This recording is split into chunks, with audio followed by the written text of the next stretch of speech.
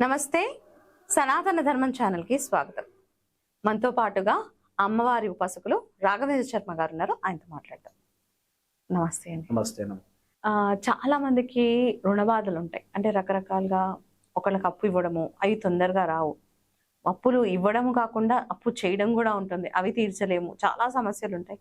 దాంతో పాటు బిజినెస్ లో కూడా చాలా లాస్ అవుతుంటుంది. ఇలాంటి సమస్యలకి ఏమైనా పరిష్కారం ఉందంటారా? శ్రీమాత్రే నమః. మీరు అడిగినటువంటి దానికి రుణ సమస్యలు అనేవి ఈ మధ్యకాలంలో చాలా మంది అప్పులతోటి ఇబ్బంది పడే వాళ్ళు ఎందరో ఉన్నారు. అలాంటి అప్పులు తొందరగా తీరాలంటే మీకు రావాల్సిన ధనమున్నా, మీరు ఎవరికైనా ఇవ్వాలన్న ఇచ్చే ధనమున్నా కూడా అలాంటి ప్రాబ్లం నుంచి మీరు బయటపడాలంటే మనకు ప్రథమ పూజిత వినాయక. నాయకులకే నాయకుడు వినాయకుడు. అవును.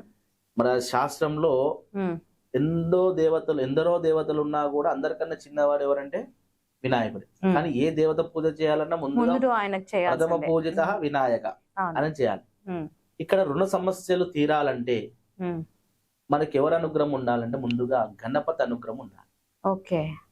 ఆ గణపతి అనుగ్రహం ఉంటే ఎలాంటి రుణ బాధలు, రుణ సమస్యలు, ఆర్థిక సమస్యలు ఏమున్నా కూడా ఆ గణపతి చూపు ఒక క్షణం మీ మీద పడితే మీకున్నటువంటి సమస్యలు పటాపంచలు అవుతాయి. దానికి ఏమి చేసుకోవాలి? సాధ్యమైతే ఒక 21 రోజు దీక్షలాగా ఉండి ప్రతి నిత్యము ఉదయము సాయంత్రము గణపతిని ఆరాధించండి, గణపతిని పూజించుకోండి. ఆ గణపతికి కూడా ప్రతిరోజు గరకతోటి అర్చన చేయండి. ప్రతి బుధవారం పసుపు కొమ్ములు ఉంటాయి కదా, ఆ పసుపు కొమ్ముని 14 జమ చేసి ఒక మాల లాగా తయారు చేయండి.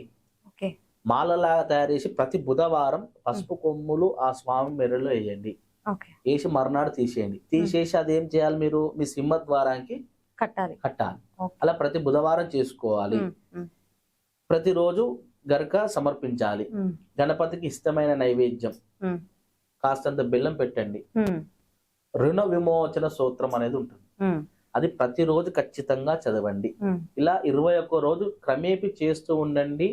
మీకున్నటువంటి రుణ బాధలు, సమస్యలు ఏమనున్నా కూడా ఈ 21 డేస్ లోపల దానికి మార్గం ఖచ్చితంగా వినాయకుడు మనకు చూపిస్తాడు.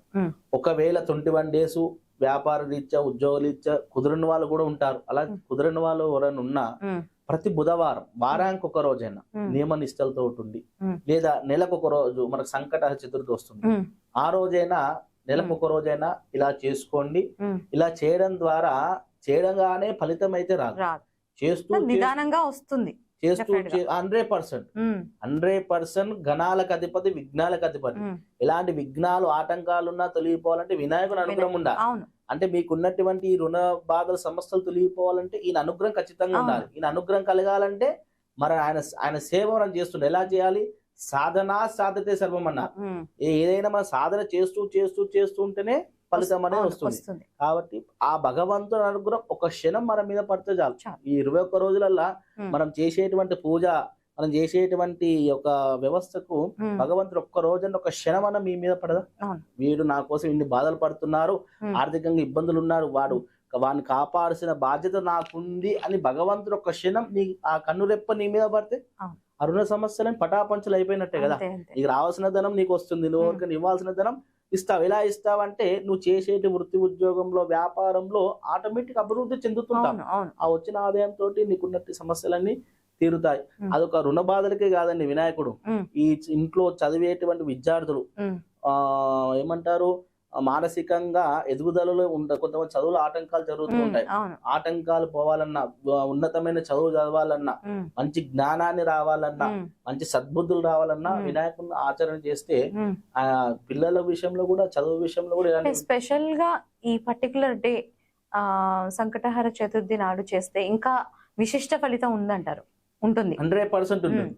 నెలకు ఒక రోజు సంకటహర చతుర్థి వస్తుంది. ఆ సంకటహర చతుర్థి ఉంది. ఏమని? సంకటహర, సంకటాలు హరించిపోయే రోజు. అవును. ఆ నామంలో సంకటహర చతుర్థి, ఉమ్. సంకటాలు ఇలాంటి అరిష్టాలు ఉన్నా కూడా తొలగిపోయే రోజే తొలిపోయే రోజు. ఆ రోజు. కాబట్టి ఆ రోజు చేసినట్టయితే ఇంకా విశేషమైన ఫలితాలు వస్తాయి, ఇంకా బాగుంటాయి. కాబట్టి ఈ యొక్క రుణ బాధలు ఉన్న వాళ్ళు, పిల్లలు ఎవరైనా చదువులో ఆటంకాలు ఇబ్బంది ఉన్న వాళ్ళు, ఆ పిల్లలతోటి ప్రతి బుధవారం లేదా నెలకు ఒక రోజు నేను చెప్పిన విధంగా చేపియండి. ఉమ్. ఆ పిల్లల చేత ఆ పిల్లలు చదువుకునేటువంటి పుస్తకాల గణపతి దగ్గర పెట్టి పూజ చేపియండి. పిల్లలతో కూడా 4 పుష్పాలు వేపియండి. ఆ గరికను సమర్పించమనండి పిల్లల్ని. ఉమ్. ఆ గరిక కూడా పిల్లల చేత తీసుకొచ్చి ఆ గణపతికి సమర్పణ చేయమనండి. ఉమ్. చేసి ఆ పిల్లల్ని 11 సార్లు గుంజలు తీపియండి.